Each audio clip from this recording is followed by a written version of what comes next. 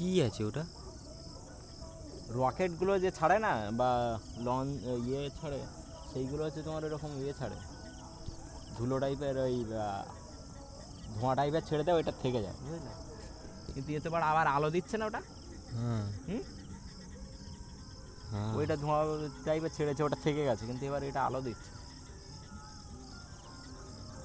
বিষয়টাই তো আমি বুঝতে পারছি না। এলিয়েন ফেলিয়েন আসছে না। আমারও তো বড় তাই মনে হচ্ছে, ইউএফও না তো।